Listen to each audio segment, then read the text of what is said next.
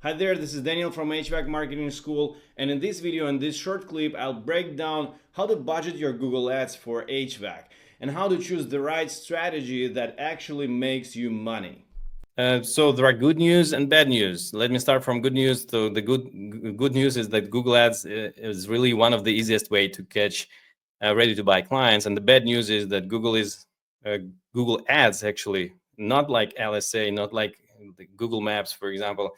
It's really complicated and it can be tricky. It's a lot of settings there inside, and without the pro, you can risk actually losing money. Not only you, every business loses risks to lose money. And what my recommendation is to find somebody who is really skilled, because with the skill optimization, you can win. With the pro, you can beat much bigger competitors. You can win that competition and make your business grow. Actually, make you more revenue. If you feel that you really need that help, I invite you also to speak to my team, to Netrocket, and we make sure every dollar works for your business, for you, and the campaigns will be effective.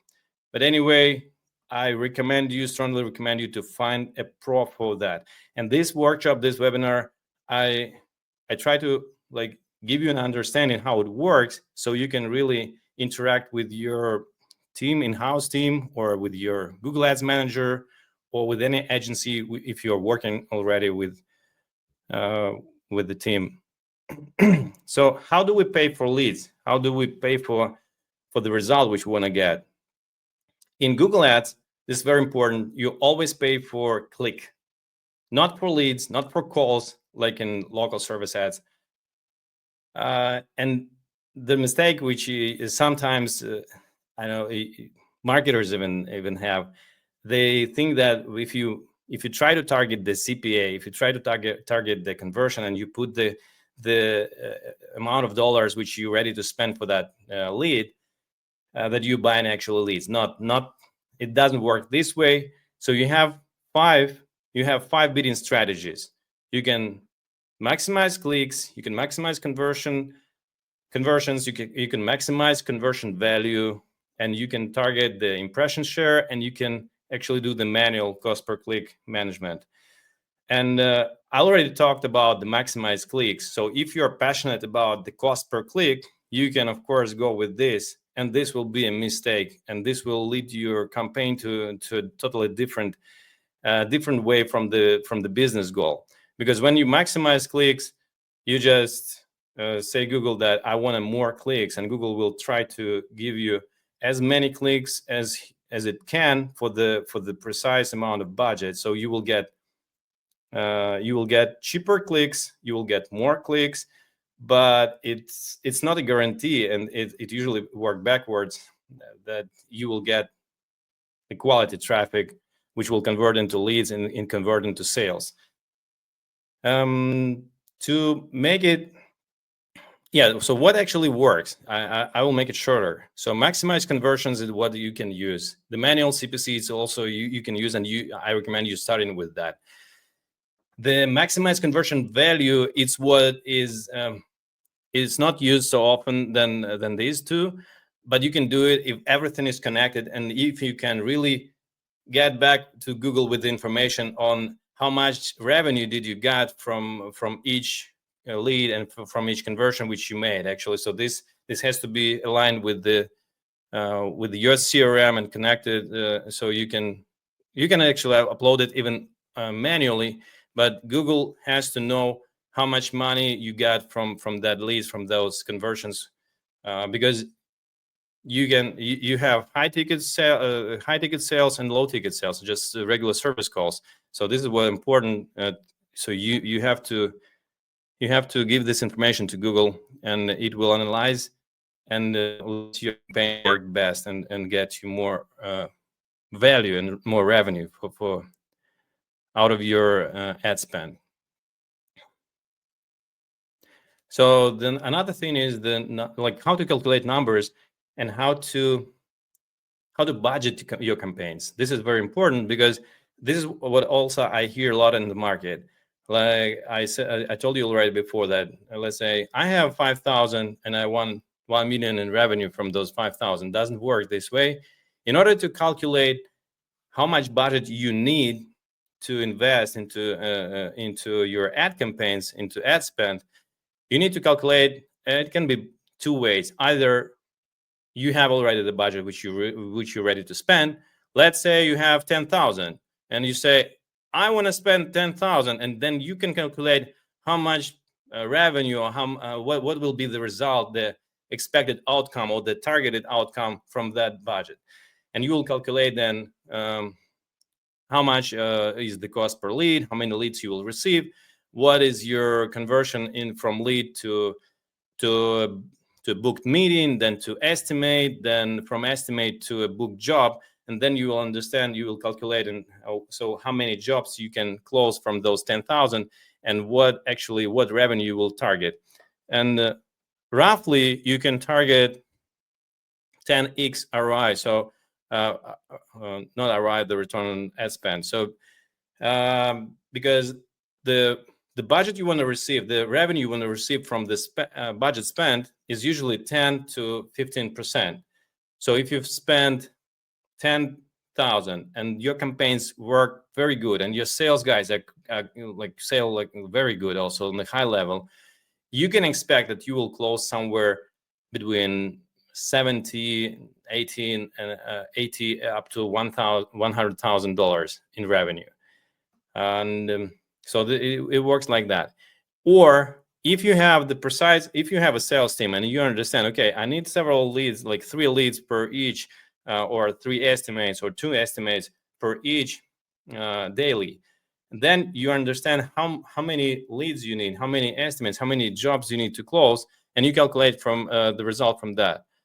And this is how it works. So you know your math, and you can calculate it like that. Go through the funnel, go step by step, and calculate it either from the budget which you're ready to spend, or from the target, from the jobs which you want to, with the amount of jobs which you want to receive. This is an example of installations and replacements. If your campaigns are targeting only these high ticket services, you can make a screenshot out of that, and also compare with your math which you have in your CRM and in your stats in your company.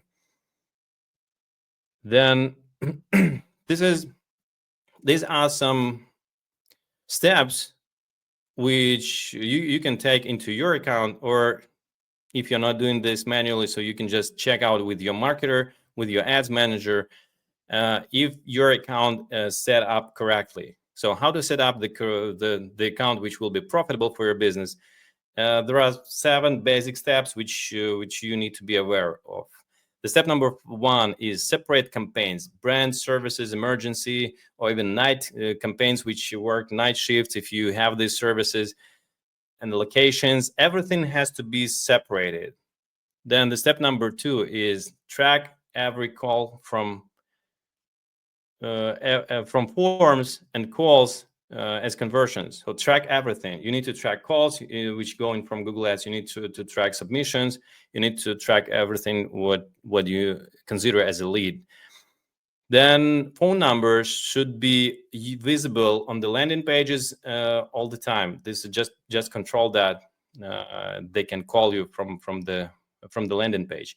Then call and location extensions also may be visible. This is a recommendation. Check it out if Google really shows your extensions in the SERP. Then the reporting for the stats, for the data, you need to link the Google Analytics 4 and check the conversion path, how actually your sales, like marketing funnel, is working. Then the landing page. This is what I was already talking about. See and check what is the landing page, what landing page you set up for each campaign which you have, and if it's really client friendly, if it's optimized for mobile, if you can really get a lead easily from that page. And user marketing and PMAX campaigns, follow past visitors who already visited the website, show up with some special offers for them, or just reminders that they can still check out what do you have for services for them. And you can easily show up with on the Google Maps and YouTube and all the other Google platforms, not only Google platforms, but also Google partners network. How to structure your HVAC account, because this is really painful when we see the Google accounts where everything is together, where all the keywords, all the campaigns, or maybe not all of them, but several of them can be in one place. And you need to separate everything. You need to separate the brand campaign where you have company name and brand and the city, and you need a separate campaign for air conditioning. You need a separate campaign for heat pumps, for heating, for emergency services, for other HVAC services which you have, for competitor campaigns, and also for the commercial HVAC if you do these kind of services, because the ticket is different everywhere, the intent may be different everywhere, and like you need to separate them, and you need to play with different settings for each of that campaign. This is very important. This is crucial. Make a screenshot again and check out your campaigns if you have this separated and if you have this structured. Then when you have the campaigns already running, when you started getting leads, and a lot of clients, a lot of marketers even, they ask, can we leave those campaigns, just leave it as it is and still receive leads? You can, of course, you can do that, and some companies, they do this, but I strongly recommend you do weekly tweaks and do weekly analysis, and even daily if you're spending a lot of money and investing in a lot of money in Google Ads, do more and play more each week. So update keywords, update negative keywords, test new headlines, expand maybe geographic and locations and areas which you can serve, and add long tail also, maybe even and also emergency terms to win urgent jobs, which you can also serve for maybe sometimes even more revenue. I don't know your price policies if you charge more for an emergency service calls. So these are the possibilities and actually the recommendations for the weekly management of these campaigns. Then what about the KPIs and the metrics, the general metrics to track when you work with Google Ads? So track the ad spend, the total ad spend. This is a real example actually from an HVAC company. Track the amount of leads, how many leads you get, and track it not only in Google Ads, track it also connected with your CRM, because here you can see you can get the wrong numbers. I mean, you can get the wrong numbers from the Google Ads, and those are not valid leads. Some of them, they're not valid. You need to only calculate the valid leads which went to sales team, and then you need to calculate the estimates, booked estimates from those leads, the book jobs, an average ticket, and then so you calculate everything and how much return on ad spend you got during a month period. And also, another important thing is that please make sure you calculate this on a monthly basis and also on a 3-month basis, and also the annual basis, because this is where you can actually get a better picture. And sometimes companies make a mistake. They turn off the Google Ads account because it seems like it's not working. But if they analyze, let's say, the 6 month of this account and 6 months of result, they will see that it's actually it's getting profitable in a long term. So this is very important. What else works for your Google Ads success and for your company is the retargeting. I think it's a must, and you can of course skip it, but I would recommend using the retargeting, because this is how you can appear after they visited your website. You can appear everywhere, and you can remind them that you are still here for their service, you're ready to serve them and get those leads, or just be visible again. So when they will find you in ChatGPT or somewhere else, they will understand, okay, I remember those guys, I remember those faces. And so this gives you also more trust. And what else works is automation they can actually, this is a connect of marketing and sales. This is where you need to understand that your marketing is connected to sales, your marketing is connected to your CRM, to House Call Pro or Service Titans, whatever you use, or any other CRM which is connected to, again, to your marketing. And not only Google Ads, all the marketing, all the multi-channel marketing which you use, it has to be connected to sales.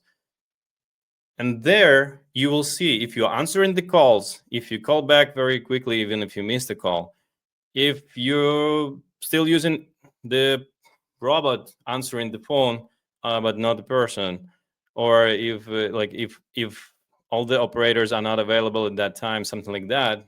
So you will see where you lose some potential revenue. Of course, the automation which we set up for our clients, if you're missing the call, or if you do if they go through your funnel, through a sales funnel, we set up the automated text messages on the missed calls, and when we need to follow up with those potential clients to get the attention. And also,